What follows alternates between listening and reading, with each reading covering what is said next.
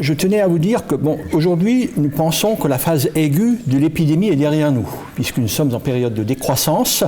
L'effet cloche, donc on est sur la tangente de la cloche. Ça veut dire que l'épidémie commence à s'éteindre tout doucement.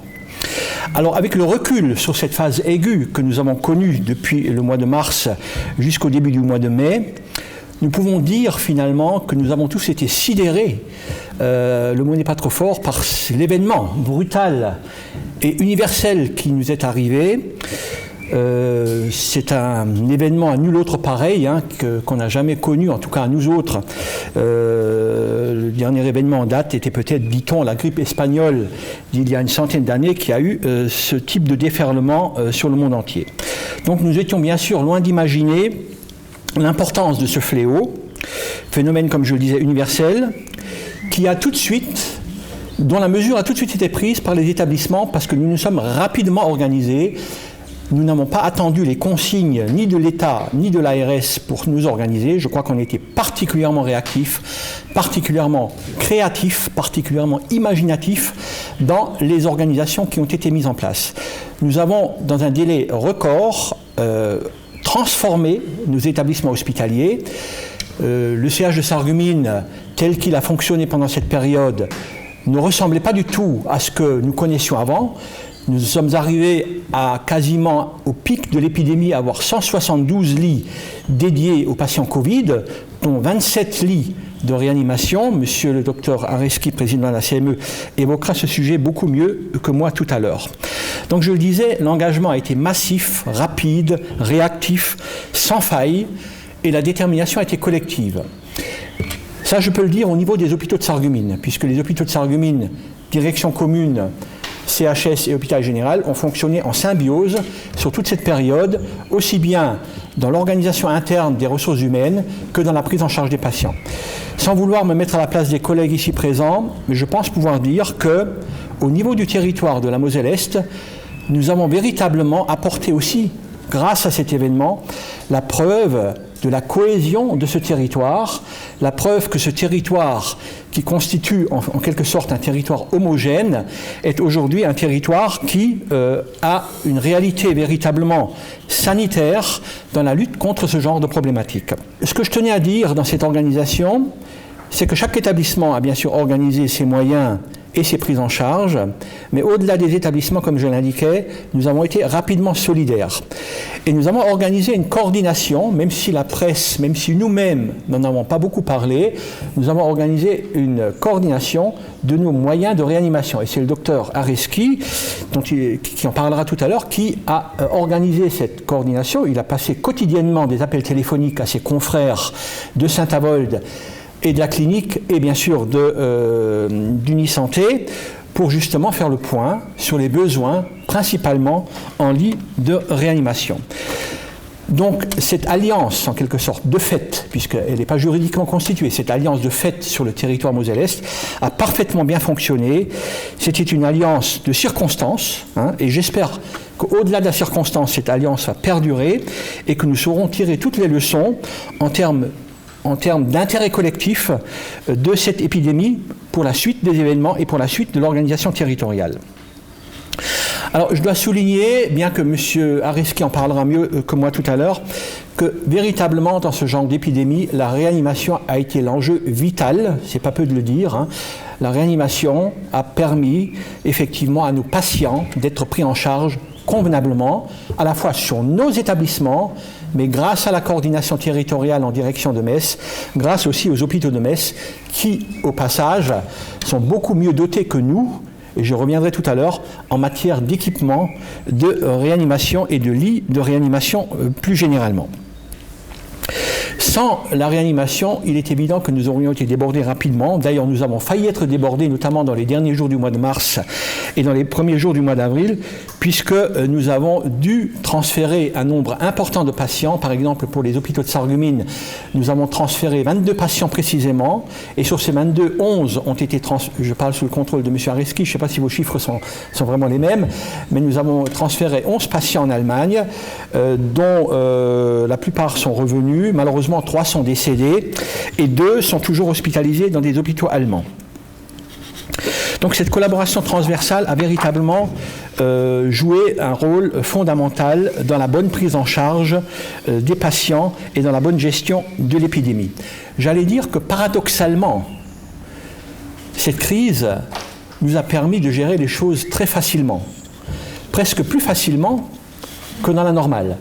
Dans la situation normale que nous connaissons, que ce soit les hôpitaux publics ou les autres, nous avons un carcan de procédures, un carcan de formulaires, un carcan de démarches administratives, un carcan d'autorisation, de commission, où il faut montrer patte blanche et toujours se justifier quand on fait quoi que ce soit.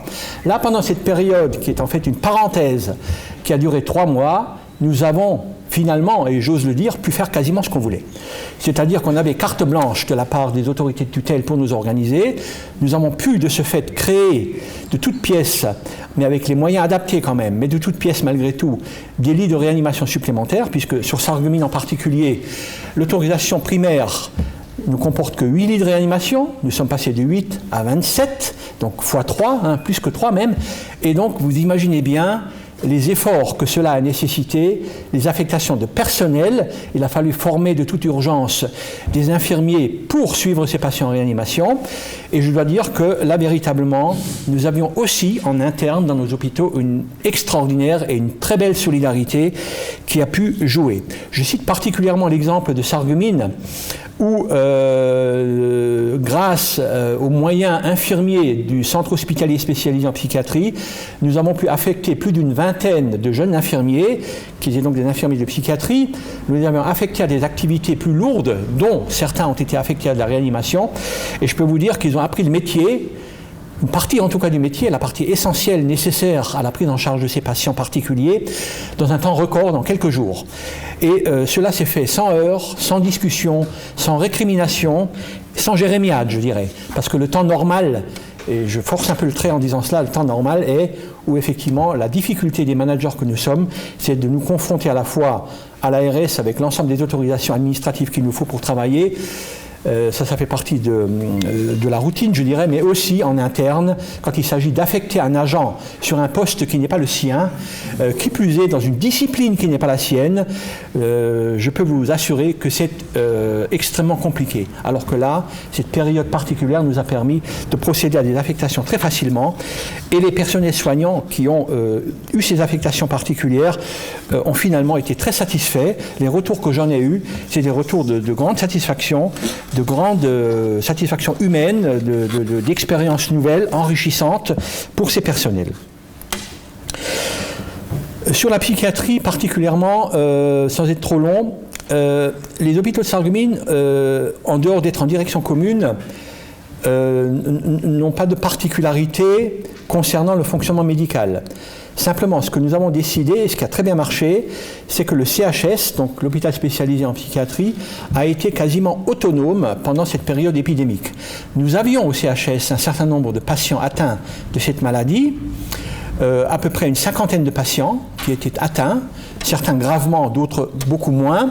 Parmi les patients les plus gravement atteints, nous avons pris le parti de les conserver dans une unité particulière du CHS, qui est une unité d'addictologie qu'on avait reconstruite il y a quelques mois, qui s'appelle Equinox, et qui a la chance d'être équipée, d'être dotée de fluides médico-muraux et d'un certain nombre d'installations techniques. Ce sont 12 lits qui ont été transformés quasiment du jour au lendemain en une unité de pseudo-réanimation, je mets des guillemets, puisque ce n'était pas vraiment de la réanimation, en tout cas c'était des patients ventilés avec des ventilateurs en VNI, comme disait Mme Cailly tout à l'heure, et nous avons eu très peu de pertes, puisque sur les patients qui ont séjourné dans cette unité, je crois que 2 malheureusement sont décédés, mais ça ne représente pas un nombre important par rapport à l'ensemble des patients qui ont transité par cette unité.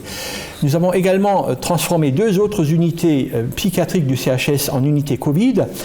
Une unité Covid, le bâtiment des Mimosas, pour des patients légèrement atteints, et également la particularité, c'est que nous avons dédié une unité dans le secteur des unités pour malades difficiles, également pour prendre en charge des patients Covid. Alors qu'il est, en termes de bilan, au niveau du CHS, donc très peu de décès, Aujourd'hui, nous n'avons plus aucun patient Covid, ni dans cette unité Equinox dont je vous parlais, qui a été restituée depuis le 18, donc depuis le début de la semaine, à sa vocation d'origine, c'est-à-dire à l'addictologie de niveau 2, donc de niveau 2, c'est-à-dire de sevrage complexe pour les polyaddictions. Et dans les autres secteurs, nous avons bien sûr rétabli un fonctionnement à peu près normal, tout en gardant une sécurité pour éventuellement réarmer s'il devait y avoir un rebond de cette épidémie.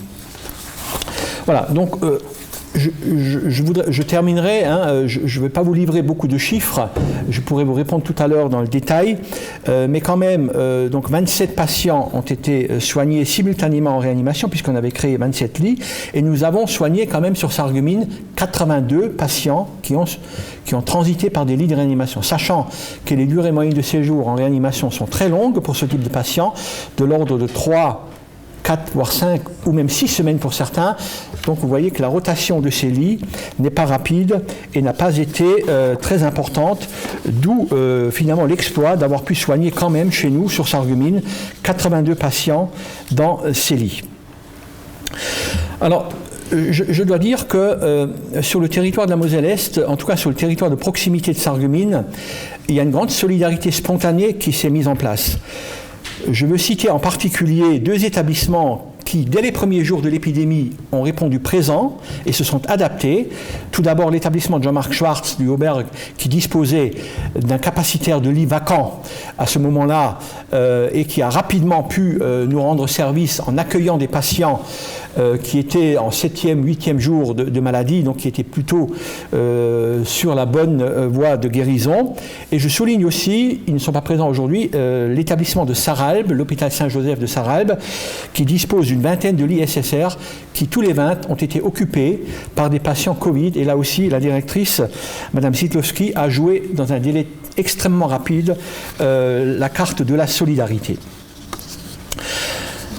Alors, bien sûr, j'allais dire, la Moselle-Est n'est pas un village gaulois qui est recroquevillé sur lui-même. Mais quand même, je crois qu'il faut souligner le fait important, c'est que nous avons pu nous organiser, que nous avons pu avoir une autonomie fonctionnelle dans cette période, malgré le fait, et ça c'est le côté ouverture de notre territoire, malgré le fait que nous avons effectivement eu besoin de Metz qui dispose d'une capacité notamment de réanimation autrement plus importante que la nôtre. Pour vous donner un seul chiffre, le nombre de lits de réanimation de la Moselle-Est est de 0,47 par 10 000 habitants, alors que la moyenne en Lorraine est de 0,97. Donc nous sommes quasiment du simple au double entre le taux d'équipement de la Moselle-Est par rapport à l'ensemble de la Lorraine.